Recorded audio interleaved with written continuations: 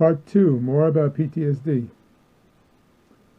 By the way, the triple warmer reactivity pose that I showed you in Part 1 and the triple warmer spleen hug, which I will show you later on, I learned both of them from Donna Eden, the creator of Eden Energy Medicine, now known as the Eden Method.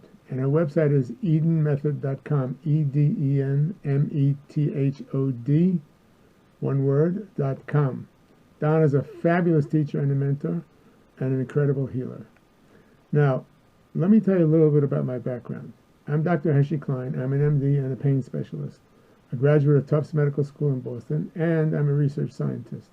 Before going to medical school, I was a mechanical engineer and a systems and electrical engineer for Brooklyn Polytech, and a rocket scientist. I'm trained as an orthopedic surgeon, but I don't cut, and I don't prescribe opioids. I don't treat the symptoms. I find the source of the issue or issues, and I fix it, with God's help, of course.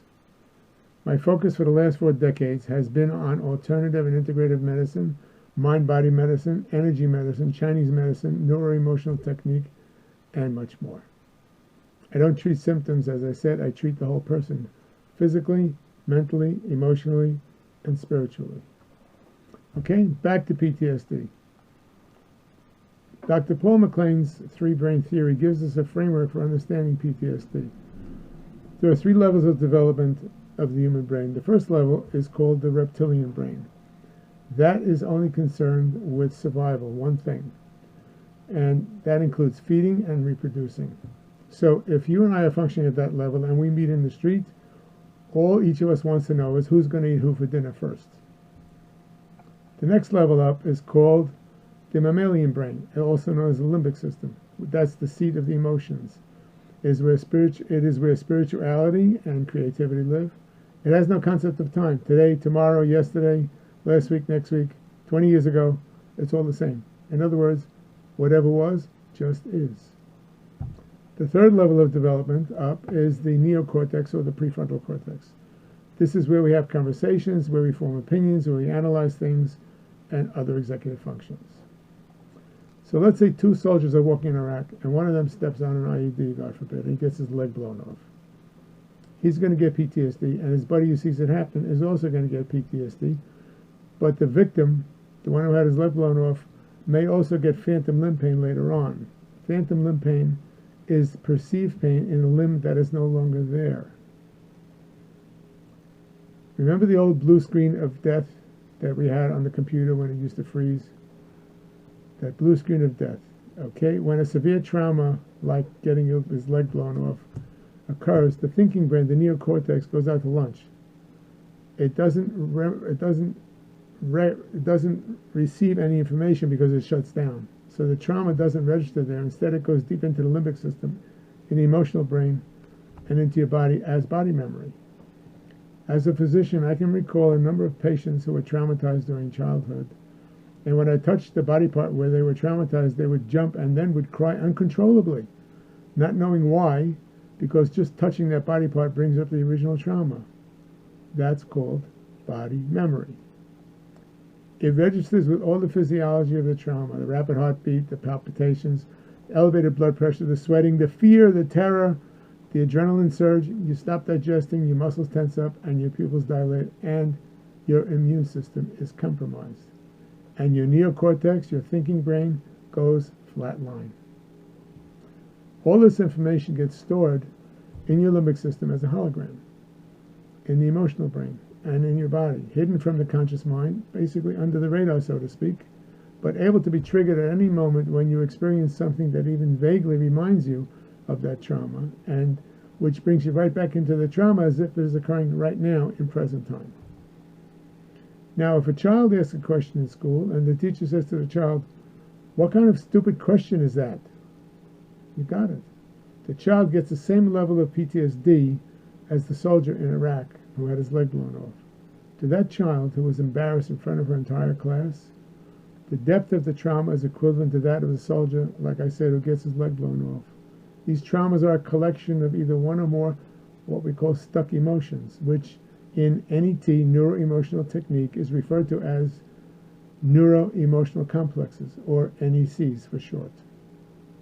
They fester and they cause all kinds of physical, mental, emotional, spiritual, and manifestations as a subconscious cry for attention. And they're easily triggered by anything that remotely connects to or resonates with the traumatic event, whether that event was real or perceived. So let's take a look at, remember we did triple warm reactivity before?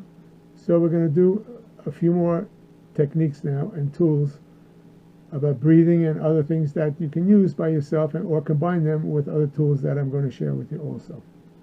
First one we're going to talk about is abdominal breathing. It might take a little practice. It's also called the baby breath. It's the way babies breathe. If you can do it easily, fine. If not, don't worry about it. Just breathe normally as we do the other techniques or tools, and practice it when you can. So I'm going to demonstrate that for you. So I'm going to move back a little bit so you can see my abdomen here. And when most of us breathe, we breathe in with our chest, and our chest expands and rises. And it's like this.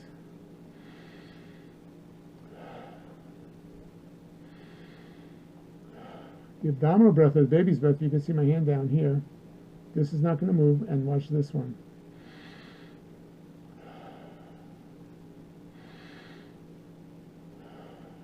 That's called the abdominal breath. You can practice that a little bit. It's a good thing to know. It's a very relaxing kind of breath and a healthy way to breathe. Now, if we want to do deeper relief, then you can add abdominal breathing to any of the tools I shared with you before, like the triple warmer reactivity pose. Now we're going to do something called a measured breath. It's also called square breathing because it works with 4 different parts of inspiration and exhalation, and it also we count each one for a slow count to 4, or call it 4 seconds if you like. So we're going to do that together now. So we're going to breathe in slowly through the nose, and you're going to do that for a count of 4. Then when you reach full breath, you're going to hold that for a count of 4.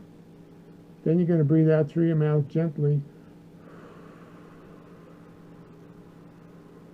for a count of 4, and then you're going to stay empty for a count of 4. And I'll walk you through this. Okay? So, first one is breathe in through your nose. 1, 2, I'm going to do that again. Breathe in through your nose. Hold. Out through the mouth. Stay empty. In through the nose. Hold. Out through the mouth. Stay empty. Again, in through the nose. Hold. Out through the mouth. Stay empty. One more time. Hold. Blow out through the mouth. 2. Stay empty. 2, 3, 4. Okay. Now, you can use that as a meditative technique. You can combine that with any of the other things that we learned, and we're going to learn another one now called triple warmer spleen hug. And we'll come back to this measured breath again in a minute. Now, the triple warmer spleen hug is a way of connecting. Triple warmer is the, as we said, the fight or flight response. It's the general. It's very rigid. It doesn't like change. On the other side of the 24-hour clock, meridian clock, 12 hours apart, is the spleen. Spleen is the nurturer. It's the mother. And we're going to try and balance the two by doing this technique. So they're working together in concert. So you can take your right hand and place it on, move back a little, place it on where the rib cage, bottom of the rib cage, and just below it. That's where your spleen is. Then you're going to take your other hand, left hand, and in the picture this might be reversed, and to place that behind the elbow, just above the bump in the the elbow bone with your little finger in the elbow bone, and it's a gently hold, and then we're going to close our eyes, and we're going to breathe in through the nose and out through the mouth 4 times. So let's do it together. Breathe in and out. Breathe in through the nose and out. One more time. And out through the mouth. Again, in through the nose. And out through the mouth. Now, we're going to add the measured breath, as I said before, and we're going to do that by count to 5. Remember, the measured breath, you're going to breathe in through your abdomen and expand your belly or your abdomen out when you breathe in. And when you empty, you can push it back down again, let it fall back in, all the way back to the spine if you can. So we're going to close our eyes, we're going to do the measured breath, holding the triple warm spleen hug. Now you hold that, I'm going to guide you with my fingers in counting the breaths. Okay? And I'm going to do the baby breath. I'm going to guide you with my fingers. So we're going to do it with the measured breath for a count of 4. Breathe in, hold, breathe out through the mouth, hold, stay empty, and do this 4 times. Okay? So we start. Number 1, breathe in through the nose, hold, breathe out through the mouth, 2, 3, 4. Stay empty, 2, 3, 4. Breathe in through the nose, 2, 3, 4. Hold, 2, 3, 4. Breathe out through the mouth, 2, 3, 4. Stay empty, 2, 3, 4. 2 more times. Breathe in through the nose, 2, 3, 4. Hold, 2, 3, 4. Breathe out through the mouth, 2, 3, 4. Stay empty, 2, 3, 4. One more time. Breathe in through the nose, 2, 3, 4. Hold, 2, 3, 4. Breathe out through the mouth, 2, 3, 4. And hold, 2, 3, 4. And relax. How do you feel now? Most people feel calm, relaxed, almost sleepy. But at least we're not in panic mode now. We're much calmer. So the measured breath, as I said, can be used with or without abdominal, the baby breath, or you can be used by itself as a meditation.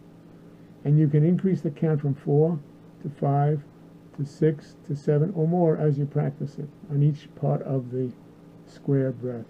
Breathing in, holding, out through the mouth, and staying empty and relaxed. And that's the end of this section.